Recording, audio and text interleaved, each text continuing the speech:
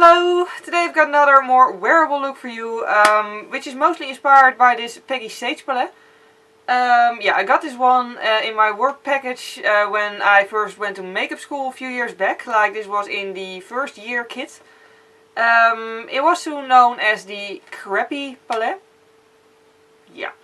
Like, it was less pigmented than the other stuff we got, and I don't know, it looks like one of those palettes that like has a lot of stuff, but a lot of the time those palettes are pretty crappy, really. Yeah, so I don't think anyone of us at school ever really gave this a fair chance. But, you know, I kept it anyway. I was looking at it and I was like, it does show a lot of potential in how much stuff is in there. Like, it has nude shade, it has shimmer, it has matte, it has colors. And then, if you open it up like this, it also contains a little mirror, a shaper, blush, another blush, some lip colors and a shimmery bronzer. So yeah, I really just wanted to give it another chance and to just see how I like it a few years on, and just, you know, with a cream base underneath it, which really does make a difference. So I decided to do this halo eye. So yeah, let's get started. This time I'm starting out with the Maybelline Super Stay Foundation in True Ivory. Very pale shade they have. Mostly I put it on my nose, on my cheeks, and a little bit on my forehead, and then I just blend everything out with a regular foundation brush. And by the way, I'm also using this as a concealer. Yes, there was a hair in my face here. And I'm just using it as a concealer as well, because I don't have any concealer that's actually paler than this foundation. For powder, as usual, I'm using the Peggy Sage Translucent Loose Powder in the shade Translucent, yeah, obviously. Mostly underneath my eyes, because I have oily skin, and if I don't powder underneath my eyes almost immediately, then it's going to be all wrinkly. And then the T-zone, and pretty much my entire face. This powder does actually keep my face matte, and it also keeps eyeshadow in place, which is very nice. I do blend it out with a powder brush, obviously, once I'm done applying it with the powder puff, because otherwise my face will have white splotches on it. Which currently isn't the look I'm going for. For contouring, I'm using this Maycheer contour palette, which I got off either Born Pretty Store or eBay, I'm not quite sure. Either way, it's a really cheap basic contour palette, but it's really good. Very good pigment, as you can see. I'm using a stippling brush specifically to make it a little bit more soft, I suppose. I mean, I wanted a party look today, but I didn't want it to be too harsh, I guess, on the face. I don't know, I just wanted all the focus to be on the eyes.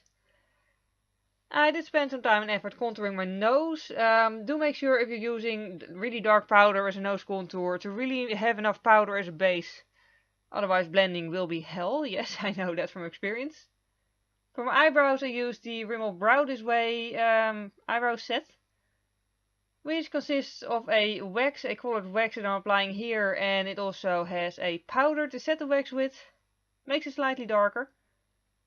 And what I pretty much try to do, the darker I make the eye look, the darker I want my eyebrows to be, just so they won't, you know, look invisible against the eye look in the end. So yeah, that's why I picked quite a dark eyebrow product today. For the look I'm going to start out with a dark blue cream eyeshadow. This one is by Peggy Sage. There is no name on the actual thing here.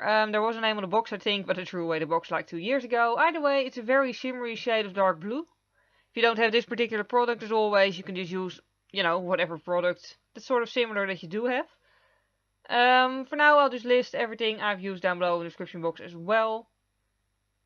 Just in case you're wondering.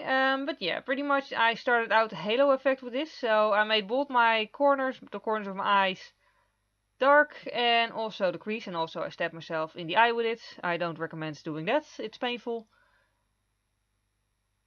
And then what I also did was sort of making an edge at it. Like, this brush is thin enough to do that with. If you're using a wider brush for the product itself, you could also use a angled brush for this. But yeah, just made sort of an outward wing, and then sort of blended it upwards, just to connect it to the crease, just to sort of make a winged halo, I guess. I didn't particularly want to do an eyeliner, but I did want it to be winged for some reason.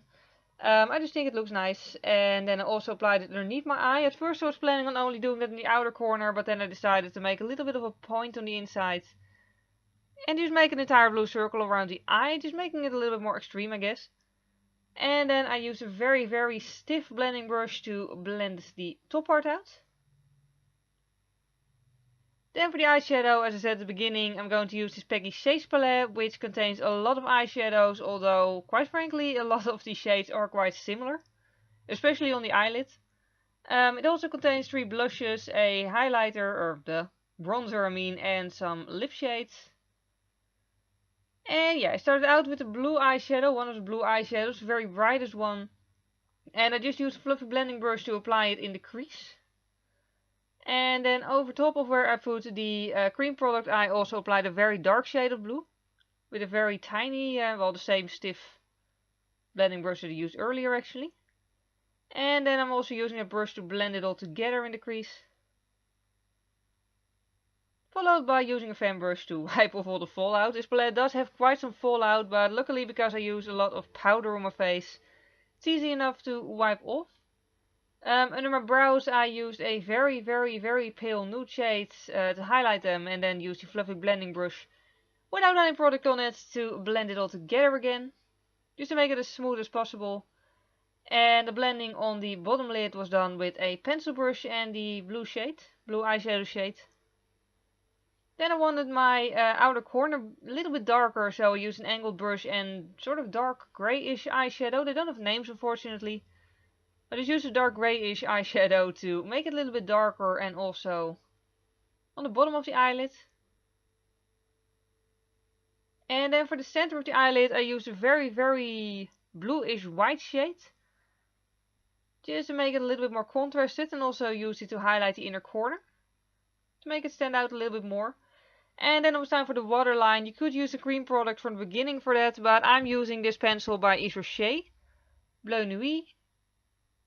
Just because it's easier to use in my opinion than to use a brush and do the waterline. Then against my principles I'm using false lashes. Well, really I just don't enjoy wearing them very much. But I do honestly think they can make an eye look so much more, I don't know, complete I guess. So I really do want to use them more often on myself. I just so very much dislike applying them on myself and wearing them myself. Like, I love putting them on other people, but on me, but yeah, I guess it's just a matter of getting used to it. I also use mascara, the Sexy Pulp by Yves Rocher, just to make my own eyelashes blend in with the falsies, because my own ones are blonde and not black. And also to make the inner corner lashes stand out more, and also the bottom lashes. The eyelashes are from eBay, by the way, and the eyelash glue is from Peggy Sage. I'm also using a pink blush from the Peggy Sage palette. I had no idea what to expect. It's a lot cooler and paler than I usually use, but I do actually quite like it. The highlighter I used is by Catrice.